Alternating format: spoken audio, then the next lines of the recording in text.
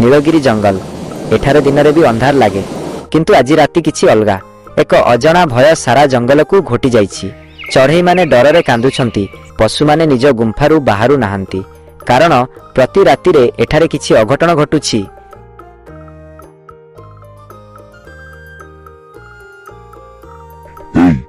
एटा कि शब्द कौनसी पशु तो एमिति चित्कार करेनी, मते बहुत डर लागुछि।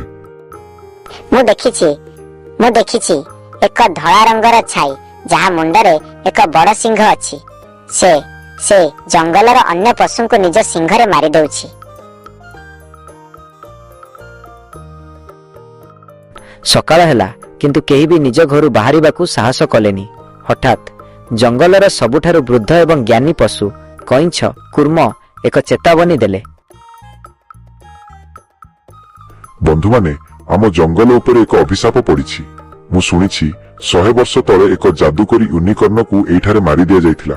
एबे तार अभिशप्त आत्मा फेरी आसीछि। से एबे सुंदर नहे बरং एक राक्षस।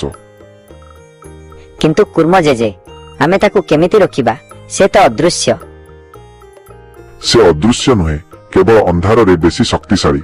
ताकू हराइबाकू हेले हमकू सूर्य पत्थर सनस्टोन दरकार, जहा से कला गुंफारे अछि। यह बहुत विपज्जनक, किंतु मु टोटो एवं गजराज जीवु। चतुर टोटो एवं गजराज गुंफा आड़कू चलिले। जंगल आहुरी घंच होई आसिला। हठात सेमानंकु किछि मांस खाइबार शब्द सुभिला।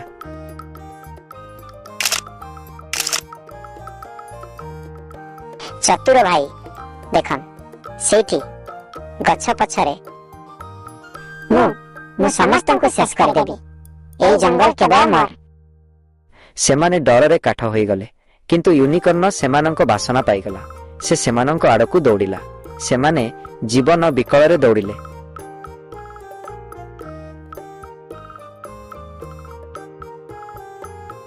चतुर टोटो एवं गजराज कला गुंफारे पहुंची गले।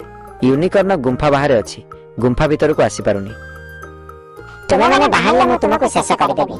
मु सिंहरे तुम शरीर को खंड खंड कर देबी।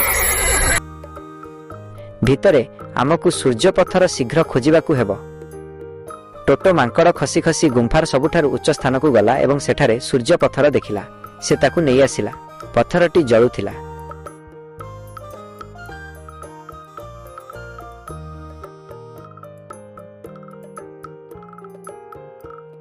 गजराज एबे बाहर को चल, आमे ताकू हराइबा। सेमाने बाहर को आसिले। यूनिकॉर्न सेमानंक ऊपर को आक्रमण करने को आसिला, किंतु ठीक सेतिकी बेले बिलुआ एवं गजराज सूर्य पत्थर को यूनिकॉर्न आड़ को देखाइले। पत्थररू एक प्रखर आलोक बाहरिला। नहीं एटा कोन ए आलोक मो शरीर जଳି जाउछि। आलोकरे यूनिकॉर्नर कला रूप धीरे धीरे नष्ट हेबाकू लागिला। से धड़ा होई गला एवं परे एक आत्मा भली उभेई गला, किंतु जीवा बेले से एक विचित्र गर्जन करिगला। मु जाउछि, किंतु ए अभिशाप शेष होइनी। जे पर्यंत एई जंगल अछि मु पुणी फेरिबी।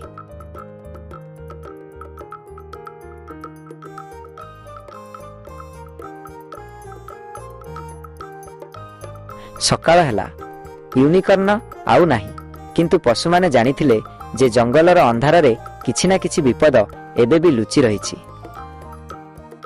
आमे तो जीति गले, किंतु हमकु सब बेले सतर्क रहिबाकू हेबो। हाँ गजराज, अभिशाप शेष होइनी। एबे एई जंगलर सुरक्षा आम दायित्व।